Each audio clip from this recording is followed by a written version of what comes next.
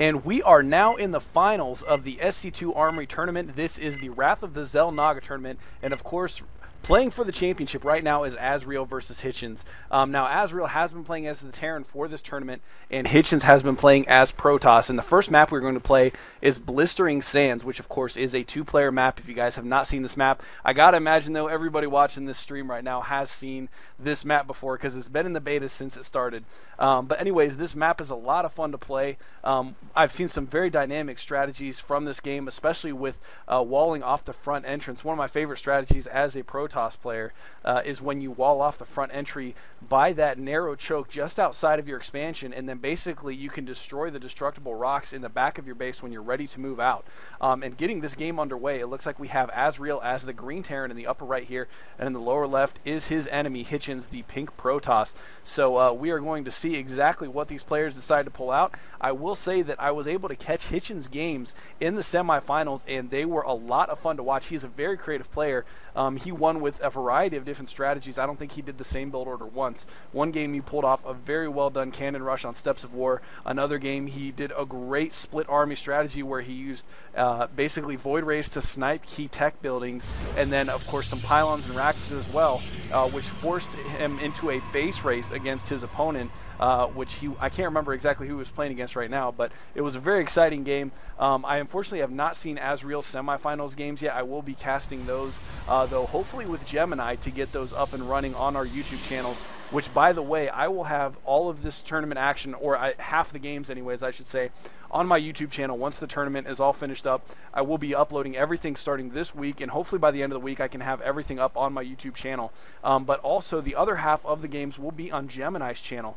So if you are not familiar with his channel, I believe there's a link to it on the SC2 Armory site, so you should definitely check that out. And like I said, any games that are not on my channel, he should have up on his channel.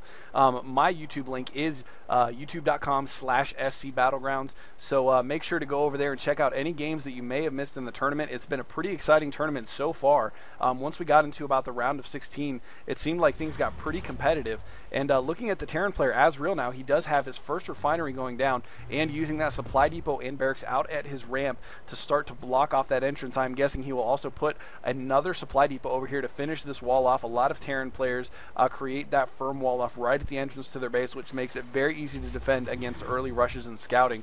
Of course, there is already one probe inside of his base, although it looks like it's getting ready to leave right about now. So Azreal should be able to get that supply depot up and prevent any further scouting here very soon. And Azreal actually getting a quick tech lab, and he just let the probe back into his base, so it looks like Hitchens is going to be able to continue to scout. But meanwhile, back at the base of Hitchens, Azreal does have his SCV in there as well, so he's going to be able to scout. So both players able to get the intel that they need right now, and we can see that Hitchens has put down an early cybernetics core. Typically, this is an indication that they will be going with some heavier tech units such as the sentries and stalkers. And I did see in the game I mentioned where Hitchens went for a Void Ray build. He actually had a primarily Zealot and Sentry army, so that may possibly be something that we'll see here, although Void Rays obviously not quite as powerful against a Terran because the Marines are so cheap and they are a very good counter against the Protoss Void Rays. But it does look like he has his first Marauder coming out on the map right now, which Marauders are very good against the early Zealots, and he is researching that concussive shell as well. If we take a look at the income tab right now, we can see that both players are very even though the Harvester count is a little bit higher for the Protoss player right now, and the reason being is this guy right here, the Mule, which allows him to return and 30 minerals per trip as opposed to the 5 of the SCV and the Protoss probes. So he is able to keep up with the economy even with less SCVs because of those Mules, which is a very handy thing to have up and running early on. But it looks like we are going to see another assimilator from Hitchens right now, so definitely gearing up to get some gas-heavy units, and he does have a second gateway going down as well right now. I would also expect him to put up a robotics facility here fairly soon as well. A lot of times when Protoss players play against Terran players, it's somewhat important to get that observer out so that you can actually get eyes inside the Terran base, because as of right now, he has not seen a whole lot of the Terran players' cards. He has seen the basic barracks wall off at the front with the supply depots, and I believe he did see that tech lab go up, but he has not seen these extra barracks that are going down, which it looks like he has a tech lab on one already and a reactor going on the other. And he is getting a Ghost Academy, which EMP is so essential against the Protoss matchup, especially to handle the High Templars later on in the game, but they are also very good for taking down the shields, which Blizzard did do a little bit of a nerf on the EMP from StarCraft 1. StarCraft 1, it would take away all the shields of a Protoss unit, so the units like the Archons that had a lot of shields were very useless against those EMPs, but in StarCraft 2, EMP only takes away 100 hit points worth of shields, so it won't absolutely take away all the shields if the unit has more than that, but for a lot of the Protoss units, you can see that there is not over 100 shields anyway, so that does not matter.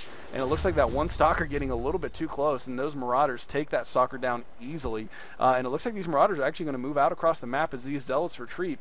So we may see some early pressure here from the Terran players. He is feeling confident with those Marauders right now, and continuing to produce units out of his barracks. We take a look at the production overlay here. We can see that he is producing a Ghost along with another Marauder and a couple Marines out of his barracks with that reactor on it. So and the Protoss player starting to macro up a lot of Zealots. So it looks like despite the fact getting 2 gas early, he is going to stick with these Zealots and one Stalker in the mix right now. But he is, however, getting an Immortal, which to be honest, I'm a little surprised about the Immortal because against infantry, it's not quite as strong, and especially once you get the stim pack for the Marines and the Marauders, it definitely does not have quite the punch that it does against some of the other units on the board.